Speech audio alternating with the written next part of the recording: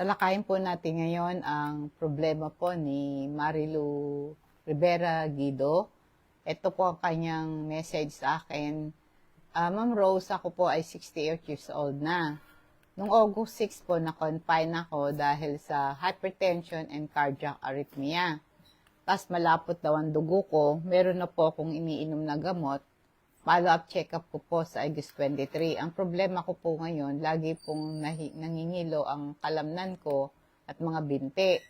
Malamig po yung pawis ko, mga buto-buto ko, masakit din po, maglalakad ako, masakit ang gambewang, pataas.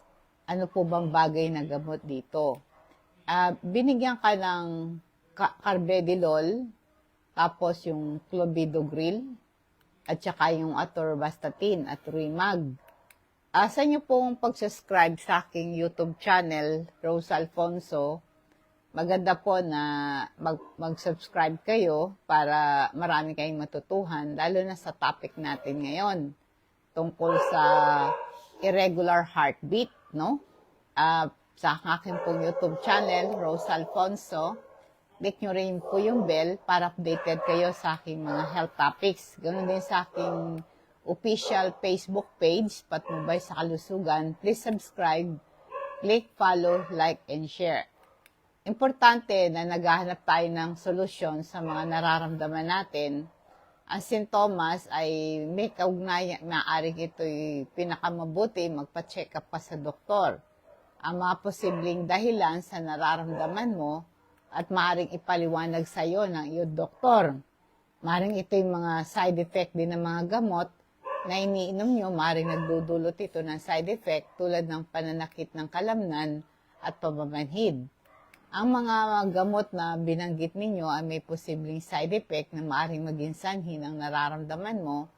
Kaya nga po, ito yung detalye sa gamot na sinabi mo, yung carvedilol, isa itong beta blocker na ginagamit para gamutin ng mataas na presyon ng dugo at may problema sa puso. Ang karaniwang side effect ng carvedilol, pagkapagod, pananakit ng ulo at pamamahid ng paa at kamay. Yun namang clopidogrel naman, ito'y sabi nga malapot ang dugo mo. Pumipigil ito sa pagbuo ng blood clot. Ang mga karaniwang side effect nito, pagdurugo, pananakit ng ulo at pagkahilo. Meron ka ring atorvastatin, isang gamot na nagpapababa ng kolesterol. Ang karaniwang side effect nito, pananakit ng kalamnan, pagkapagod at sakit ng tiyan. Kaya ang komplikasyon ng hypertension at cardiac arrhythmia, yung regular heartbeat, ito condition maaring apektado ang sirkulasyon ng dugo sa katawan at maaring magdulot ito ng pananakit ng kalamnan, ibang simptomas. Ang hypertension, mataas na presyon ng dugo, at cardiac arrhythmia, ito regular na tibok ng puso, ay maaaring magdulot ito ng iba't ibang komplikasyon, kabilang sabi mo nga, nahilo ka, di ba? Kaya pananakit ng katawan, no? Kasi ang apektado yung condition ng sirkulasyon ng dugo na nagdudulot ng pananakit ng katawan. At nababawasan ng daloy ng dugo, ang hypertension, maaaring magdulot ng pagtigas ng mga ugat na maaaring makapigil sa maayos na daloy ng dugo sa kalamnan at iba pang bahagi ng katawan. Ang irregular heartbeat or cardiac arrhythmia ay nagdudulot ng ito na hindi sapat na pagbubomba ng dugo sa puso. Maaaring resulta nito ng pagbaba ng presyon ng dugo at nababawasan ang daloy ng dugo. Ang merong maaring pinsala sa daluyan ng dugo, ang mataas na presyon ng dugo ay maaring makapinsala sa mga maliliit na daluyan ng dugo na maaaring magdulot ng pamamaga at pananakit at saka yung pagkaubos ng oxygen at nutrients. Ang mabawasan na daloy ng dugo ay maaaring nagdudulot din ng pagkaubos ng oxygen at nutrients sa kalamnan na nagdudulot ito ng pananakit, pagkapagod at kahinaan. Saka yung pag-iipon ng mga waste product. Ang mabagal na daloy ng dugo, magdudulot ito ng pag-iipon ng waste product sa mga kalamnan, maaaring magdulot ito ng pananakit at pamamaga. Ang vitamin C po ay pampalakas ito ng immune system at ito'y tumutulong protektahan ng katawan sa infection dahil sa production ng white blood cells. Ito'y pandepensa natin sa mga mikrobyo. Kaya ngayon, kung may sugat ka, madaling gumaling dahil tumutulong siya sa pag-promote ng new tissue. Kaya may improve din yung iron absorption para sa ganon, huwag kang mahina. Kasama nito, meron ka ng Super B complex, merong 8B vitamins yan para wala yung pananakit ng katawan mo. At ito po ay beneficial sa mga taong kulang sa tulog, very stressful ang buhay, at kulang sa lakas. Sabayan mo silang inumin, water-soluble vitamins yan, 30 minutes bago mag-almusal. Once a day lang ang inom. Ang mga simptomas na maaaring nararanasan mo, dahil nga meron kang high blood at saka irregular heartbeat, masakit ulo, nahihilo, pagkapagod, lumalabong paningin, hinihingal, pamamanhid at pangangalay, pananakit ng dibdib. May mga ibang condition tulad ng anemia, problema sa nervyos, nagdudulot din ng ganitong sintomas. Ang sintomas na sinabi mo ay ito'y bukod doon sa high blood mo at saka irregular heartbeat, maring meron, pa-check mo kung anemic ka. Pag mababa ang bilang ng red blood cells mo at hemoglobin sa dugo, ay ito yung nagdadala ng oxygen, yung red blood cells, no? Magkulang ka no ng simptoma, pagkapagod, mga mahina ka, masakit ang ulo, lumalabong mata, at saka po yung hinihingal ka, masakit ang dibdib mo. Nagdudulot din ito ng pananakit ng kalamnan dahil sa kakulangan ng oxygen, dadala na dugo sa mga kalamnan. Ang problema sa nervyos o neuropathy, isang kondisyon kung saan nasira ang nervyos. Maring ito'y sanhi ng diabetes or kakulangan ng vitamin, iba pang mga sakit. Ang pamamanhid o pangangalay, pananakit ng katawan, pagkawala ng balanse, panghina ng katawan, maring ito'y nagdudulot ng panakit ng kalamnan dahil sa pinsala sa nerve na nagdadala ng signal ng sakit. Iba pang posibleng dahilan yung yung malawakang pananakit ng katawan, pagkapagod, maring meron kayong mga tinatawag na rayuma, di ba? Maring meron ka ring goiter, pagka meron kang hypothyroidism, hindi sapat yung production mo ng thyroid hormone, pwede magdulot din ito ng pagkapagod, pananakit ng kalamnan, ibang simptoma. Maring gumamit ka ng ating crystal oil. Ito'y nakakaalis ng pain at inflammation, arthritis, muscular pain. Pampatulog din yan, sakit ng ulo mo, mawawala. Amuyin mo, pampatulog yan, pangalis ng hilo, pati bara ng ilong mo, mawawala. Magandang remedy yan sa mga shoulder pain, pananakit ng kalamnan. Kung kinakabag ka, bloated ang tiyan mo, masakit tiyan mo, nagsusuka ka, naduduwal ka, pahiram mo ng crystal oil. Di ka rin kakagatin ng lamok at mawala yung kate dahil sa kagat ng lamok. Maganda po na i-take mo yan, gamitin mo yan, malaking tulong nito na magagawa para sa kalusugan mo. I-try mo yan, lalo na kung nananakit yung mga kalamnan mo. Kapakipakinabang po yan, pero mas maganda, magpa-check up ka rin sa doktor at isulat mo yung mga dapat mong gawin, anong mga vitamina, dapat mong pareseta ka rin. Ipaalam sa doktor anong mga allergy mo, mga pagkain kinakain mo, magdala ka ng isulat mo yung mga simptomas na nararanasan mo. Lahat ng bagay na nararamdaman mo, isulat mo, tapos sabi para di mo makalimutan. Magtanong ka sa doktor tungkol sa anumang bagay na hindi malinaw.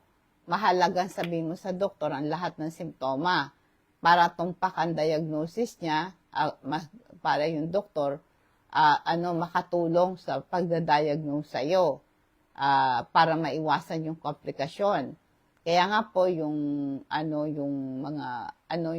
magandang magpa-check up sa doktor, sabihin sa kanya, magpakonsulta, tapos yung mga pagsusuri niya, magre-recommenda siya ng mga dagdag na pagsusuri, panbawa, tignan yung dugo mo, yung ihi mo, maaring magpa-ultrasound ka, magpa-x-ray ka, para maraming impormasyon tungkol sa kalagayan mo. At tapos maaring babaguhin niya yung dosis ng gamot mo, At saka syempre din, baguhin mo yung lifestyle mo. Yung tamang pagkain, masustansyang pagkain, yung mag-exercise ka ng regular, magbawas ng stress, maganda yan sa kalusugan. Isang guni mo sa espesyalista, isang guni mo sa isang cardiologist o neurologist para sa dagdag na pag-aaral, paggagamot mo. Sundin mo yung mga tagubilin ng doktor, mahalaga, tamang doses, no? Mahalaga po yung pektingbong gamot na irereseta niya sa'yo. But ang bawat gamot na bibigay niya sa'yo, tanungin mong mabuti, no? At saka iwasan yung mga side effect, no? Minsan po sa dami ng gamot na nirereseta, minsan nagdudulot ito ng hindi ka nais-nais na side effect. Kaya alam mo, ang kompletong gamot, bawa kung meron kang infection, maaring bacteria o virus, maaring sanhi ng infection, kaya ikaw ay nahihirapan. Try mo yung activated charcoal na ito po ay pumapatay ng mga bakterya, naiwasan yung mga inflammation at saka nare-reduce yung inflammation sa bituka at naiwasan yung poisoning, drug overdose at hangover. Nakaka-relieve ito ng gas at bloating. Activated charcoal, nag-absorb ito ng gas at toxin sa bituka at ito'y gamot din sa bad breath. Nag-absorb ito ng bacteria at toxin sa bibig mo. Kaya ito'y magandang i-take itong ating activated charcoal, no? Malaking tulong na magagawa ito sa inyo. Alam mo, pagka meron kang sakit na nararamdaman mo, no? Kailangan ay, lagi mong babantayan yung kinakain mo, yung ginagawa mo. Kaya kailangan talaga niyan, meron kang exercise eh. Kaya pag nagpa-check up ka, syempre magtatanong ka sa doktor. Alalahanin mo, huwag kang mag-atubili na tanungin siya tungkol sa nararamdaman mo. Ang talagang makakatulong talaga sa'yo, mabigyan ng epektibong panggagamot mo para yung mga simptomas ay mawala at para hindi ito lumala, para hindi pa balik-balik ang sakit mo, kailangan po ay talagang tamang diagnosis ng doktor. Ang mga pag-inom kasi na masyadong maraming gamot ay madalas na nare-reseta, nagdudulot ng mga side effect. Kaya dapat, bukod doon sa gamot na reseta sa'yo, magpahinga ka. Kasi pagka yung masyado kang pagod, mahirap kang gumaling. Ang sapat na pahinga ay mahalagang bahagi ng pagpapagaling, no? Panumbalikan mo yung lakas mo, tapos matulog ka ng tamang oras, mga 7 to 8 hours, no? Para lumakas din ang immune system mo. Kasi pag natutulog ka, napoprotektahan mo ang katawan mo panlaban sa sakit, napapabuti yung mood mo pagka kasi nadidepress ka, nababalisa ka, mahirap kang gumaling sa sakit mo. Dapat meron kang sapat na tulog. Kaya ang pagtulog ay maganda po yan sa pag-aayos ng ating katawan. Kaya yung eksaktong oras sa pagtulog ay maaring 7 to 9 hours sa bawat gabi. Ito po ay maganda kasi pagka meron kang regular na tulog, ay mabilis kang gumaling kasi pag natutulog tayo, nare-relax tayo, mabilis yung ating recovery pag nakakapahinga ka. Iwasan mo lang yung mga stimulant bago matulog tulad ng caffeine, nicotine, alcohol. Hirap kang matulog dyan. Limitahin mo yung paggamit ng mga cellphone, mga liwanag mula sa electronic devices, nakakagambala sa pagtulog mo yan. Yung exercise everyday ay makakatulong ito, makakabuti sa katawan mo. Kaya at tapos yung regular massage, no? Maring maghanap ka ng therapist na mag-massage sa'yo at saka kumain ka na masustansyang pagkain, balancing pampalakas ng immune system yan at pagkain na masustansya, pinakamahalaga na meron kang prutas at gulay, masustansyang pagkain. Ang vitamin at mineral na makukuha mo sa pagkain, tumutulong sa pagpapalakas ng katawan mo at protektahan ka sa infeksyon. Nagbibigay ng lakas ang sapat na pagkain at kailangan po ay balanced diet. Yung mga nutrients na makukuha mo sa pagkain mo, makakatulong yan para manatili kang malusog.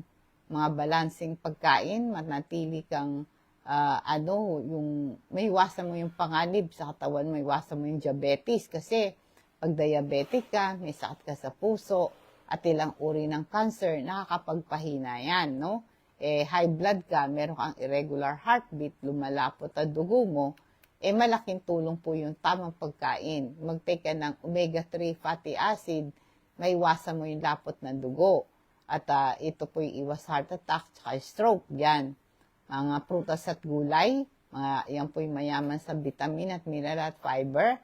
At mga brown rice, oatmeal, mga whole wheat bread, mayaman sa fiber, magandang kainin yan. Mga lean protein tulad ng manok, isda, beans, tofu, mahalaga yan sa iyo. Mga dairy products tulad ng gatas, yogurt, maganda po ito yung pinagmumula ng calcium, maganda sa buto. Ang mga healthy fats tulad ng avocado, mga nuts, ganyan, malaking tulong ito sa iyo. Kumain kayo ng iba't ibang pagkain, no? Prutas at gulay, matiyak na makakuha ka ng mga nutrients. Listahin mo, gumawa ka ng listahan sa mga kinakain mo para sa ganon ay titingnan mo alin doon sa pagkain mo nakabuti sa iyo at nakasama sa iyo. Planuhin mo, no? Magkonsulta ka sa dietitian. Yung pag-exercise everyday, nakakabuti sa circulation ng dugo, nagpapalakas ng kalamnan. Kaya nga po, anumang exercise na gagawin mo, malaga ito'y isang guni mo sa doktor kung ano yung maganda para sa iyo. Tulad mo na merong high blood at merong irregular heartbeat. Ang regular exercise kasi tumutulong sa pagpapalakas ng puso, pampabuti ng circulation ng dugo. Nakakatulong din yan sa pagbababa ng dugo, babawas sa panganib sa pamumuo ng dugo. Kaya yung regular exercise, nagpapalakas ng kalamnan, makatulong po yung mga magandang posture, no? At huwag kang magpapataba kasi po yung overweight lalong nakakapag-sakit ng katawan mo. Yung exercise tumutulong sa pagbaba ng timbang, nasusunog yung calorie mo, no? At ang exercise ay naglalabas kasi ng endorphin, ito yung chemical na nagpapaba ng stress, no? At saka yung regular na tulog, exercise, no? Ito mga aerobic exercise tulad ng paglalakad, pagbisikleta, swimming, nagpapalakas doon ng puso at baga. At meron kang yung mga flexibility exercise, no? Tulad ng yoga, meron kang itong mga dancing, ganyan, no? Kaya nga po siyempre bago ka mag-exercise, kumonsulta ka muna sa doktor kung ano yung maganda para sa iyo. Maaring magsimula ka lang sa dahan-dahan, huwag kang magmadali, at unti-unting dagdagan mo yung intensity o tagal ng exercise mo. Pumili ka ng activities na masaya ka, mamili ka kung anong klaseng exercise na regular exercise routine ang gawin mo, kasama ng mga friends mo, di ba? Dapat ma-motivate ka.